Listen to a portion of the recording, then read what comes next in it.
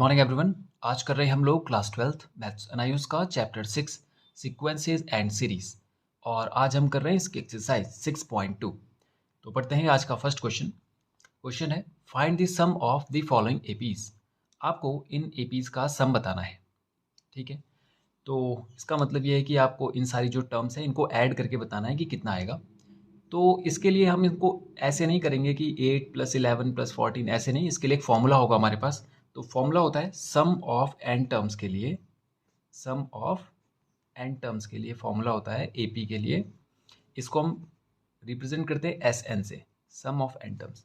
ये होता है n/2 2a + n-1 × d। और अगर आपके पास लास्ट टर्म है, जैसे कि यहाँ पर हमको लास्ट वाला टर्म नहीं दिया गया है, तो अगर लास्ट वाला टर्म है तो आप ऐसा कर सकते हैं n/2 a + l, और यहाँ पर l है वो लास्ट टर्म का वैल्यू है। ओके, तो आप ये दोनों फॉर्मूले लगा सकते हैं। ठीक है, अभी यहाँ पर आप देख रहे हैं जो फर्स्ट ए पार्ट है इसमें हमें लास्ट टर्म नहीं दिया है, बस 15 टर्म्स दिए हैं। तो सबसे पहले इसमें जो भी वैल्यू गिवन है वो लिख लेते हैं हम लोग। एक तो हमें a पता है 8 है, d हमें पता है कितना 11 - 8, ये हो जाएगा 3, और n का वैल्यू हमें पता है 15। उन्होंने कहा है कि ये AP जो है 8, 11, 14, 17 ऐसे आगे कहाँ तक जाना है हमें, कि हमें जो सम निकालना है वो कहाँ तक की टर्म का निकालना है। तो उसने क्वेश्चन में दिया है कि 15 टर्म्स तक का सम निकालना है आपको। यानी आगे तक चलिए, कितने हो गए 1 2 3 4, ऐसे करते करते आप 15 तक जाइए और उन सारी टर्म्स को ऐड करके बता दीजिए।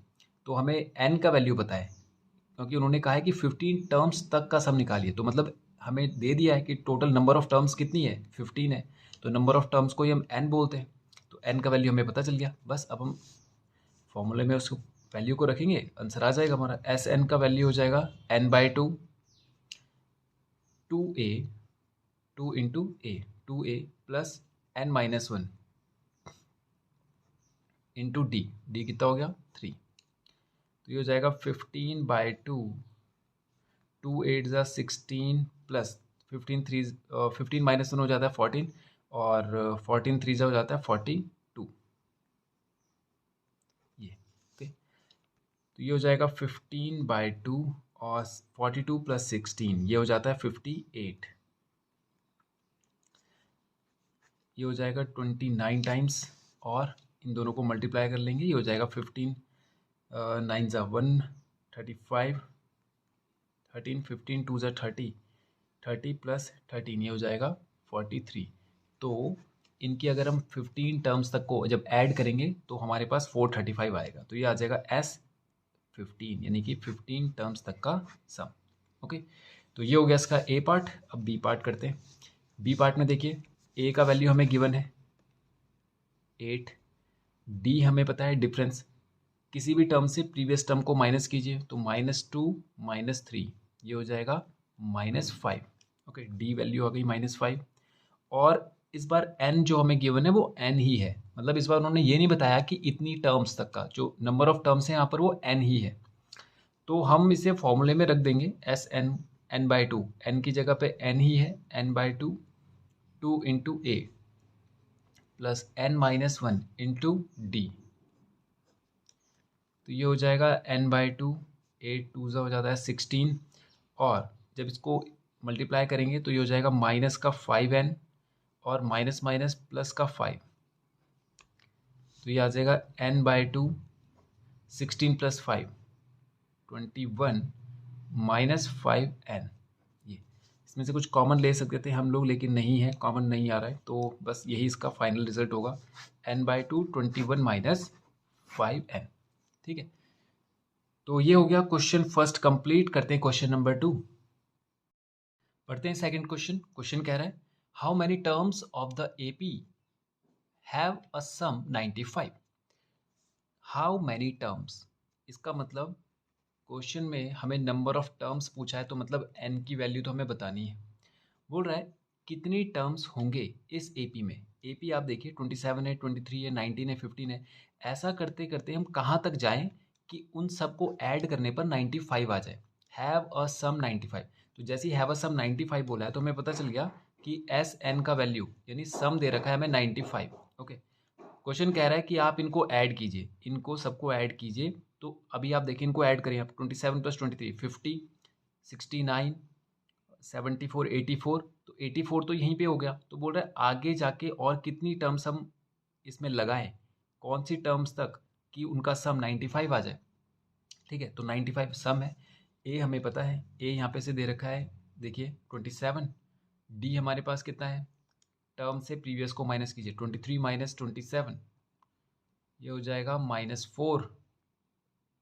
ठीक है, अब डी आ गया, ए आ गया, एस एन हमें पता है, फॉर्मूला रखिए, S N is equals to n/2 2a + n-1 into D. S N का वैल्यू रखिए 95 is equals to n/2, n तो हमें पता ही करना है, 2a, 2 इंटू ए कितना हो जाएगा 27 + n-1 इंटू डी कितना है हमारे पास -4। ये इधर चला जाएगा, 95 2 ये हो जाएगा 190 इज इक्वल्स टू n, 27 2 हो जाता है 54 -4n और प्लस का 4, ये ब्रैकेट के साथ मल्टीप्लाई होगा। 190 इज इक्वल्स टू, ये हो जाएगा n इंटू 54 + 4 58 -4n, तो ये हो जाएगा 190 is equals to 58n -4n square. इन सबको उठा के इधर लेके आइए, तो ये हो जाएगा 4n स्क्वायर, इधर आके प्लस हो जाएगा, 58n इधर आके माइनस हो जाएगा, और 190 तो पहले से यही था, इज इक्वल्स टू 0 हो जाएगा। इसमें से 2 हम कॉमन ले सकते हैं, तो ये हो जाएगा 2n स्क्वायर -29n प्लस का 95 इज इक्वल्स टू, देखिए जैसे हमने 2 को कॉमन लिया ना, इज इक्वल्स टू 0, तो ये 2 इधर जाके 0 हो जाएगा।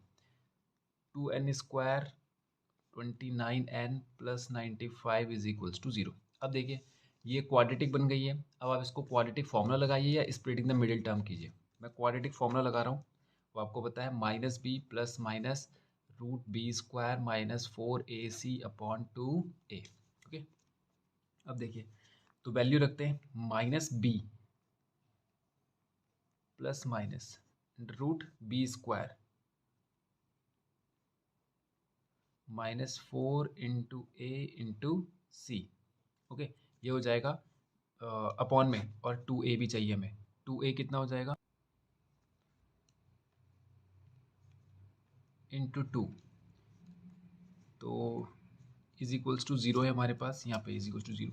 अब देखिए माइनस माइनस हो जाएगा, +29 प्लस माइनस, ये हो जाएगा हमारे पास 29 का स्क्वायर, ये हो जाएगा 29 का स्क्वायर, ये हो जाता है हमारा 841, और माइनस ये हो जाएगा 95 2 अभी कितना आया था हमारा 190, और 194 19 4 जो 76 760 अपॉन में 4 इज इक्वल्स टू 0 है।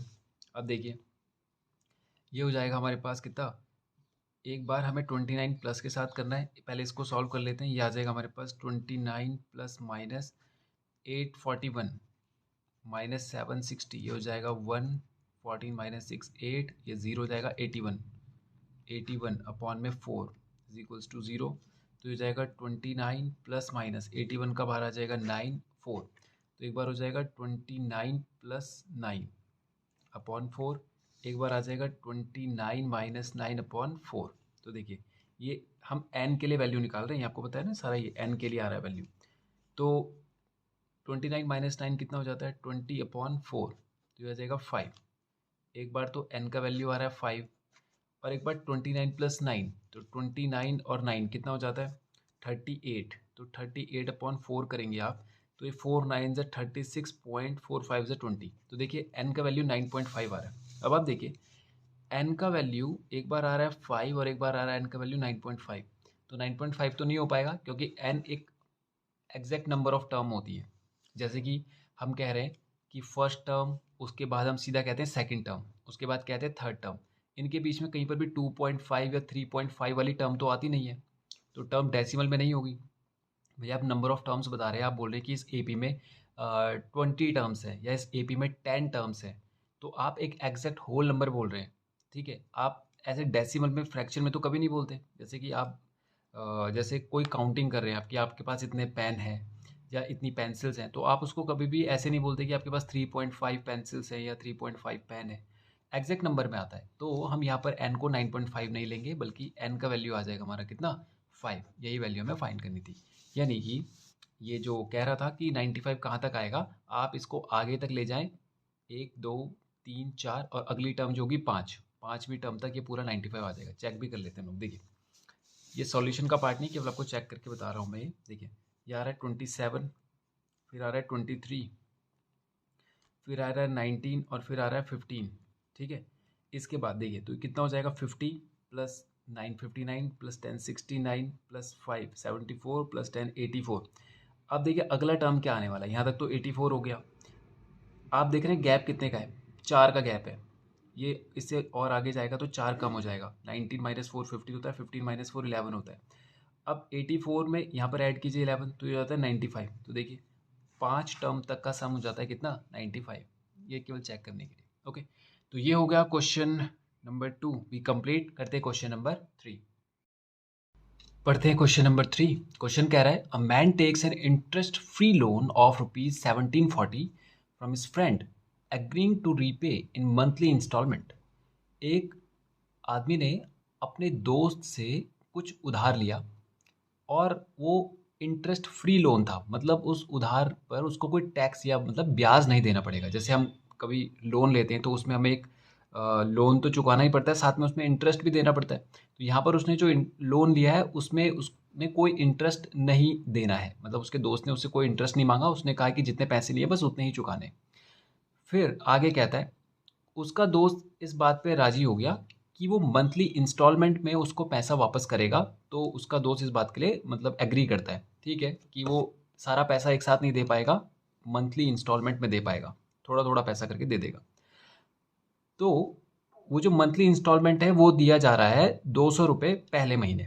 उसने कहा कि मैं पहले महीने 200 रुपये दूंगा और अगले महीने जो होगा वो मैं 10-10 रुपये घटाता हुआ जाऊंगा। जैसे कि आज इस महीने दे दिए 200 रुपये, अगले महीने दे दिए 190 रुपीज़, क्योंकि 200 में से 10 रुपये कम करके उसको अगले महीने देना है। ठीक है, फिर उसके अगले महीने देगा वो 180। तो ऐसा करते करते अगर वो पैसा चुकाएगा तो वो बोल रहा है कि कितने महीने में वो पूरा पैसा चुका पाएगा। ओके, अब देखिए पहले इसका एक फॉर्मेट बना लेते हैं कि टोटल पैसा जो है वो 1740 है। ये तो हो गया टोटल मनी या लोन, जो अमाउंट है, अमाउंट ऑफ लोन। फिर कह रहा है कि वो फर्स्ट मंथ जो इंस्टॉलमेंट देता है वो 200 रुपये देता है। अब देखिए इंटरेस्ट नहीं है तो इसलिए हमें हमारे लिए थोड़ा सा आसान हो गया कि हमें पैसा केवल इतना ही देना है। एक्स्ट्रा इसमें ऐड करके कैलकुलेशन नहीं करनी है हमें कि इसमें इंटरेस्ट भी देना है, उसके लिए वो कैलकुलेशन नहीं करनी है। सिंपल कि केवल 1740 देना है, तो यही हमारा टोटल होगा। तो पहले महीने उसने दिया 200 रुपये, अगले महीने दिया उसने 190 रुपये, फिर दिया 180 रुपये। ठीक है, तो ऐसा करते करते ये भी तो हमें चेक करते रहना पड़ेगा कि टोटल कितना दे चुका है वो अभी तक। तो देखिए 200 और 190 कितना हो गया, 390, मतलब यहाँ से लगभग 400 रुपये यहाँ तक जा चुके हैं। फिर आगे गए हम लोग, तीसरे महीने तक कितना पैसा जा चुका है, देखिए 390 और 100 कितना हो गया, 490, और 490 और 80 तो 17, 570 रुपये यहाँ पे तक हो गए। तो ऐसा करते करते किस महीने तक उसका पैसा पूरा का पूरा वो वापस कर देगा। तो ये जो हम ये देख रहे हैं ना अमाउंट, ये केवल अमाउंट नहीं बता रहा है, ये 2-3 इन्फॉर्मेशन रखी हुई है इस वैल्यू ने। देखिए एक तो ये भी बता रहा है कि ये मंथ भी है, मतलब देखिए ये फर्स्ट मंथ हो गया, ये सेकंड मंथ हो गया, ये थर्ड मंथ हो गया। ठीक है, और उस ये भी बता रहा है कि कितना पैसा वो दे चुका है, ये तो खैर इन्फॉर्मेशन है ही है। तो यहाँ पे तक हमें क्या पता चल रहा है कि भाई 3 महीने में इतना जा चुका है, तो अगले हम कितना और महीने तक उसको देना पड़ेगा।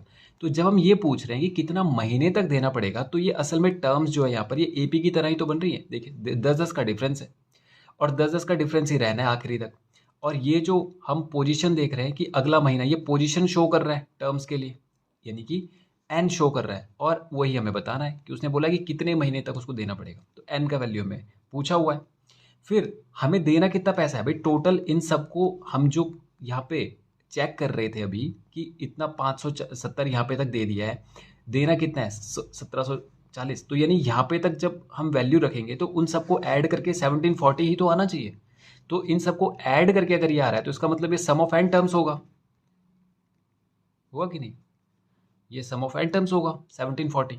तो बस एस एन हमें दे दिया है, ए हमें पता है 200, डी हमें पता है माइनस का 10, क्योंकि आगे जाके देखिए इसको इससे इसको इस माइनस कर दीजिए, मतलब इससे माइनस कर दीजिए इसको, तो 190 से 200 माइनस करेंगे तो -10 आ जाए। बस अब वैल्यू रख लेते हैं हम लोग, S N is equals to हो जाता है n/2 2a plus n-1 into D. S N कितना है 1740 है, एन हमें फाइंड करना है 2a, 2 इंटू ए कितना हो गया 200 प्लस एन हमें पता नहीं है n-1 इंटू डी हमें पता है कितना 10, वो भी माइनस में ये।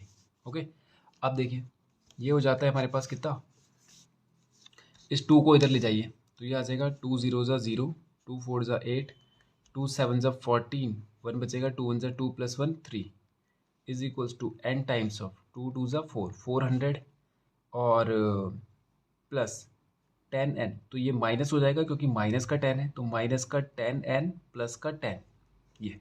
ओके, अब देखिए 3480 ये आ गया इधर, और इसको सॉल्व करें ब्रैकेट को तो ये आ जाएगा 400 प्लस 10 410 माइनस का 10n,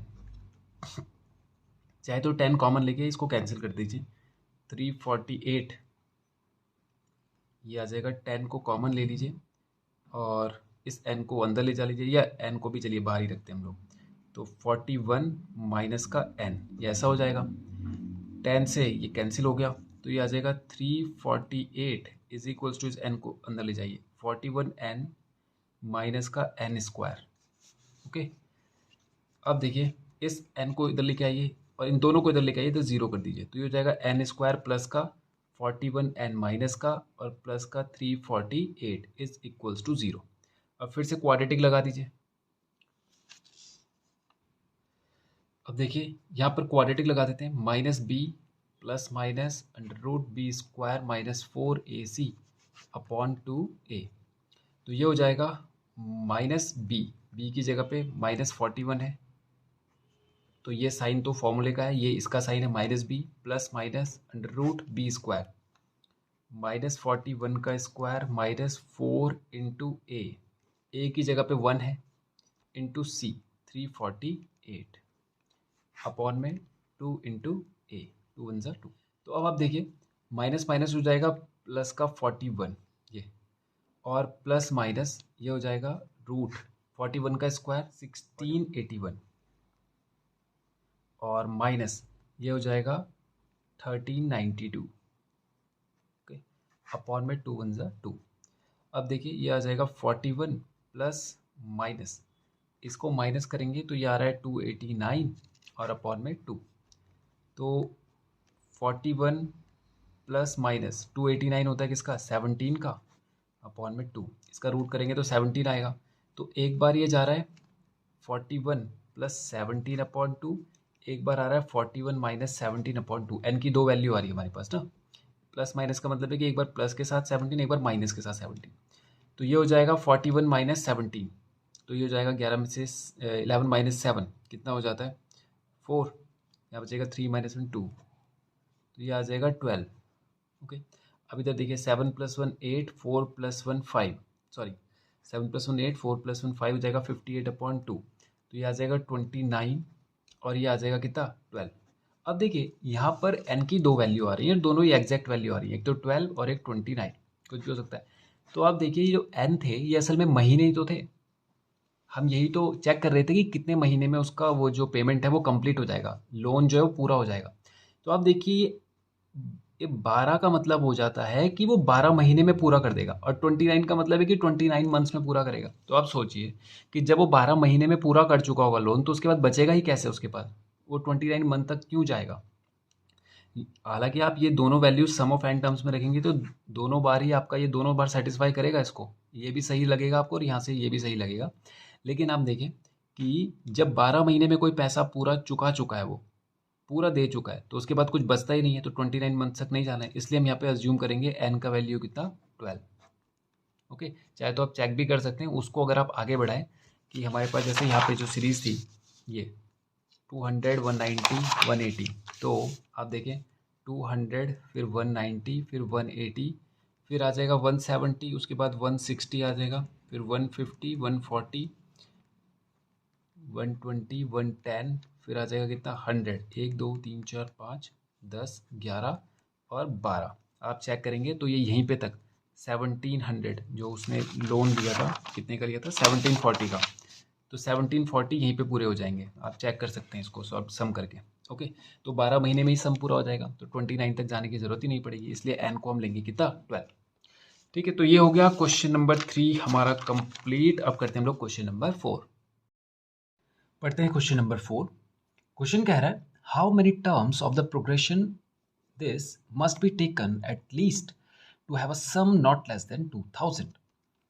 क्वेश्चन कह रहा है कि ये जो सीरीज है एपी जो है, इसमें हम कितनी और टर्म्स ले। जैसे मान लीजिए एपी बन रही है हमारी 3 6 9 12, ऐसा करते करते हम कहाँ तक जाए, यानी किस टर्म तक जाए, किस नंबर की टर्म तक जाए कि जहाँ पर हम इन सब को ऐड करें और हमारा जो सम हो या तो वो 2000 हो जाए या 2000 से ज़रा सा ज़्यादा आ जाए, मतलब कि 2000 से नीचे ना हो।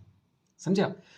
जैसे मान लीजिए, जैसे आप यहाँ पर देखिए 1 2 3 4, एन का वैल्यू हो गया 4 और इसको आप ऐड करेंगे तो 12 प्लस 9 हो जाता है 21 प्लस 6 27 प्लस 3 30।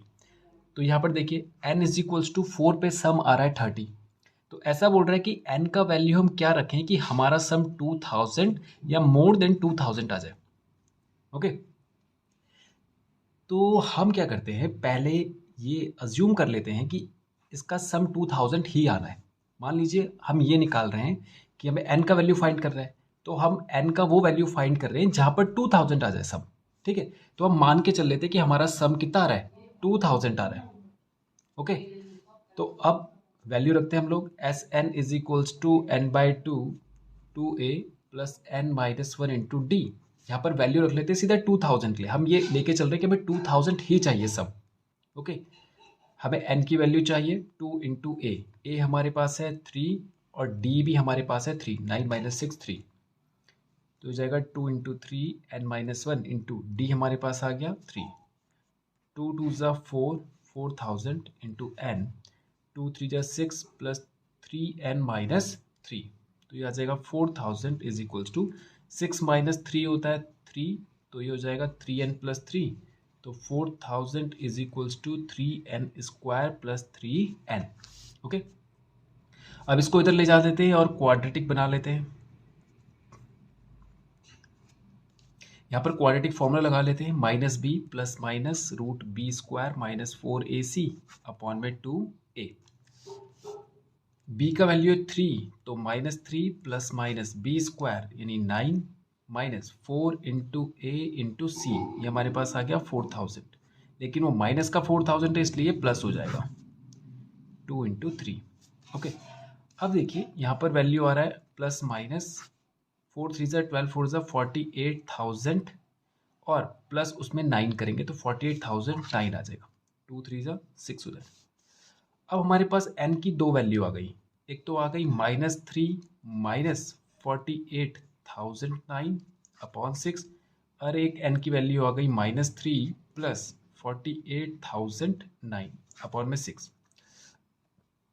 अब आप देखिए यहाँ पे माइनस माइनस प्लस होना है, यानी कि अगर हम 48,000 का रूट निकालें तो वो आता है लगभग माइनस का 219.10 समथिंग इतना आता है। तो जब हम इनको प्लस करेंगे माइनस माइनस प्लस, तो रिजल्ट तो माइनस में ही रहना है, 19 और 3 22 222 पॉइंट समथिंग ऐसा आएगा, तो ये माइनस में ही रहेगा, तो n का वैल्यू तो हम माइनस में लेंगे नहीं, तो हम प्लस में चलते हैं। तो -3 प्लस इसका रूट करेंगे तो ये आ रहा है 219.10 अपॉन में 6। सॉल्व करेंगे तो ये आ जाएगा प्लस माइनस माइनस, तो 219 में से 3 माइनस करेंगे तो ये आ जाएगा 216.10 अपॉन में 6, डिवाइड करेंगे 6 3 ज़ा 18, यहाँ पे 3 आ जाएगा, 6 6 ज़ा 36.1, छोटा है 0 लगाएंगे तो 6 1 ज़ा 6। अब जरा यहाँ पर चीज़ को समझिए कि n का वैल्यू हमारे पास आ गया 36.01 for Sn is equals to 2000। अब देखिए ये हमारा आंसर नहीं है, बट ये आंसर से जस्ट पहले का एक स्टेप है। हमने यहाँ पर अज्यूम किया था कि हमारा सम 2000 ही चाहिए हमें, हम ये निकाल रहे थे कि कौन सी टर्म पे 2000 आ जाएगा। अब देखिए 36.01 पे तो 2000 आ रहा है। मान लीजिए हम आगे तक गए, जैसे कि 30 वाली टर्म थी, फिर 31 थी, ऐसा करते करते हम 34 पे गए, फिर 35 पे गए, तो 36 वाली टर्म पे 2000 नहीं आ रहा है।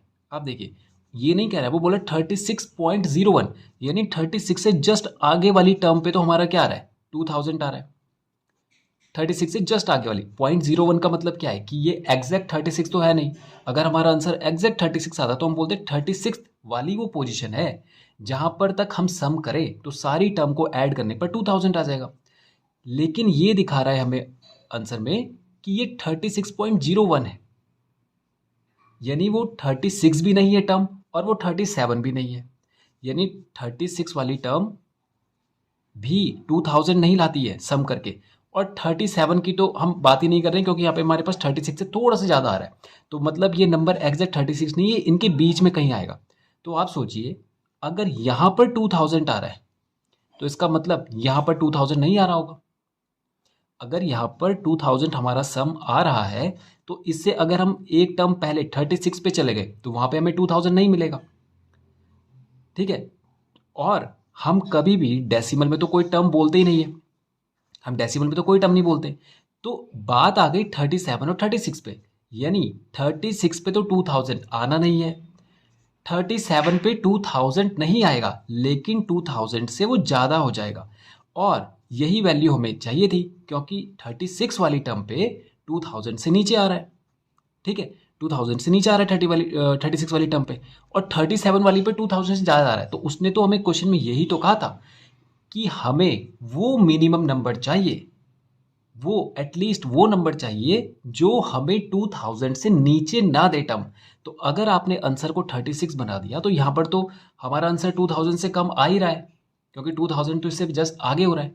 तो यानी यहाँ पे वैल्यू 2000 से नीचे आ रही है और यहाँ पर वैल्यू 2000 से जस्ट ऊपर आ रही है। मतलब ये वो पोजीशन है जहाँ पर वैल्यू 2000 से ऊपर हो जाती है और हमारी कंडीशन को सेटिस्फाई कर जाती है। उसने कहा था क्वेश्चन में कि 2000 से नीचे नहीं होना चाहिए। तो अगर आप 36 पे चले गए तो 2000 से आप नीचे हो जाएंगे, और उसने कहा था कि कम से कम हमें 2000 सम तो आना ही होगा, मतलब हमें 2000 का सम तो चाहिए ही चाहिए, ऐसा वो n का वैल्यू बताइए। तो कम से कम वाली कंडीशन तो यहाँ पे हमारी सेटिस्फाई कर रही है। देखिए 37 पे कम से कम 2000 तो आ ही रहा है, ज़्यादा से ज़्यादा तो 2000 से ऊपर आ रहा है, समझे आप। तो ये जो हमारा n का वैल्यू आया ये हमारा आंसर नहीं है, ये आंसर है जस्ट पहले का स्टेप है। ये बताता है कि अगर आपने 36.1 रखा n का वैल्यू तो वहाँ पर सम आपका 2000 आ जाएगा, और n का वैल्यू कभी डेसिमल में होता नहीं है। तो हमें तो आंसर 36 चाहिए या तो हमें आंसर 37 चाहिए।